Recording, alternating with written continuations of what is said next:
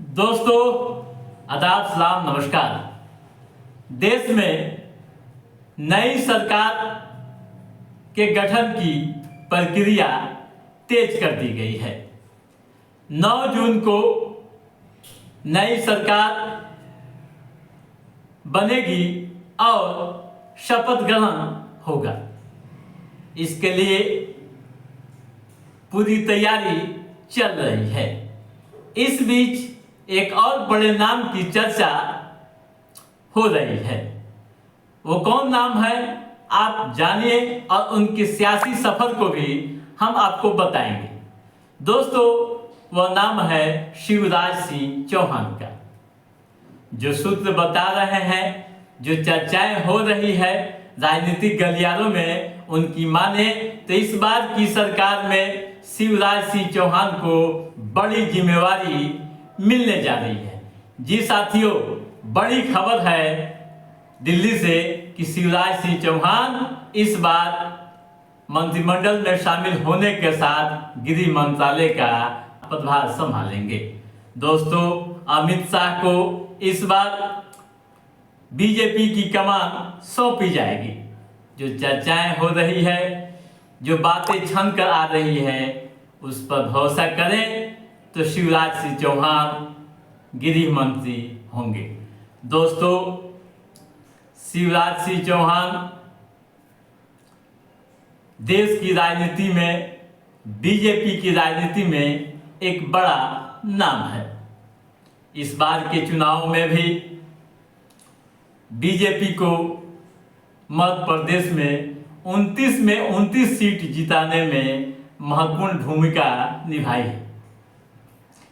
उन्होंने मंच पर सभाओं के दौरान दावा किया था कि हम 29 सीटें जीतेंगे और जीत कर दिखाएं। इन कारण उनका कद अभी काफी बढ़ा हुआ है। सबसे बड़ी बात दोस्तों, कि इस बार के चुनाव में भी वे 8 लाख से अधिक वोटों से जीते हैं। विदेशिया लोकसभा सीट से चुनाव लड़े और जीत हासिल की।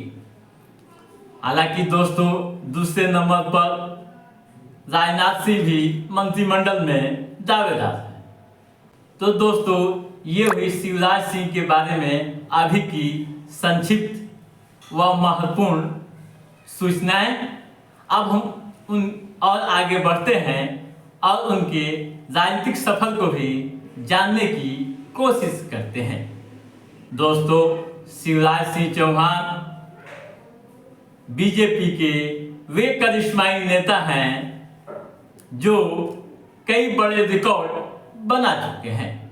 5 बार सांसद रहे, वह 5 बार विधायक भी रह चुके हैं, 4 बार मध्य प्रदेश के मुख्यमंत्री रहे हैं। अभी 6ठी बार वे सदन में गए हैं। दोस्तों, शिवराज सिंह चौहान बीजेपी में सबसे लंबे समय तक मुख्यमंत्री की जिम्मेवारी संभालने वाले नेता हैं। दोस्तों, पहला चुनाव उन्होंने 1990 में बुधनी सीट से लड़ा था और जीतकर एमएलए बने थे। उनकी सांसदी का पहला कार्यकाल विदेशिया लोकसभा सीट ही रहा। 1991 में वे सांसद चुने गए थे। दरअसल दोस्तों, पूर्व प्रधानमंत्री अटल बिहारी वाजपेयी लखनऊ व विदिशा लोकसभा से चुनाव लड़ते थे। चुनाव लड़ने के बाद उन्होंने फैसला लिया कि जनता का ज़्यादा आशीर्वाद जहाँ से मिलेगा वहीं से वे चुनाव लड़ेंगे। बाद में अटल बिहारी वाजपेयी ने विदेशिया सीट शिवराज सिंह चौहान को सौंप दिए। वे लखनऊ से चुनाव लड़ने लगे। दोस्तों, शिवराज सिंह चौहान 1991, 1996, 1998, 1999 व वर्ष 2004 में सांसद निर्वाचित हुए। उसके बाद फिर 2024 के चुनाव में सांसद बने हैं। ठीक है दोस्तों, अब आइए ये चर्चा करते, यह जानने की कोशिश करते हैं कि संसदीय कार्यकाल उनका कैसा रहा। दोस्तों, संसदीय कार्यकाल में चौहान ने कई बड़े दायित्वों का निर्वहन किया है। अपने कार्यकाल में मानव संसाधन विकास सलाहकार समिति, ग्रामीण विकास समिति, कृषि समिति, सार्वजनिक उपक्रम समिति व संचार समिति के सदस्य रहे और बखूबी अपनी दायित्वों का निर्वहन किया। दोस्तों, वे ग्रामीण विकास समिति, संचार उपक्रम समिति के भी वे सदस्य रहे। दोस्तों, 12 मई वर्ष 2006 को उन्होंने सांसद पद से इस्तीफा दे दिया था और पहली बार 29 नवंबर 2005 को सीएम बने थे, मुख्यमंत्री बने थे। दोस्तों, वे वर्ष 2008 तक मुख्यमंत्री रहे। 1 मई 2005 को बुधनी से उपचुनाव जीते। दोस्तों, दूसरा कार्यकाल उनका 12 दिसंबर वर्ष 2008 से लेकर 9 दिसंबर 2013 तक रहा। उसके बाद तीसरा कार्यकाल 14 दिसंबर 2013 से लेकर 12 दिसंबर 2018 तक रहा। 2018 में कमलनाथ की सरकार बनी जो 15 महीने में ही गिर गई। उसके बाद फिर चौथी बार मार्च 2020 में वे मुख्यमंत्री बने थे। दोस्तों, ये हुई भोपाल की महत्वपूर्ण सियासत। यहाँ यूँ कहें कि मुख्यमंत्री का कार्यकाल वह कब से कब तक मुख्यमंत्री रहे। दोस्तों, संगठन में भी वे काफ़ी सक्रिय रहे। मात्र 13 साल की उम्र में वे राष्ट्रीय स्वयंसेवक यानी RSS से जुड़ गए थे, छात्र जीवन से। दोस्तों, वे बीजेपी संसदीय बोर्ड के सदस्य भी रहे, सदस्यता अभियान के प्रमुख रहे, राष्ट्रीय उपाध्यक्ष हैं, बीजेपी के प्रदेश अध्यक्ष भी रहे, युवा मोर्चा के भी राष्ट्रीय अध्यक्ष हैं। दोस्तों, जो सूची सामने है उसके अनुसार मैं बात करूं तो मात्र 13 साल की उम्र में चौहान वर्ष 1972 में RSS से जुड़ गए थे। 1975 में वह मॉडल हायर सेकेंडरी स्कूल छात्र संघ के अध्यक्ष बने थे। 1975 से लेकर 1976 तक वे भूमिगत आंदोलन में रहे, आपातकाल के खिलाफ। दोस्तों, 1976 से लेकर 1977 तक वे आंतरिक सुरक्षा अधिनियम के तहत कैदी बने थे।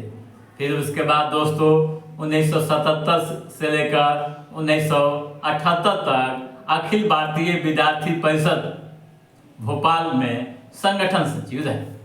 फिर 1978 से 1980 तक संगठन सचिव बनाए गए अखिल भारतीय विद्यार्थी परिषद के।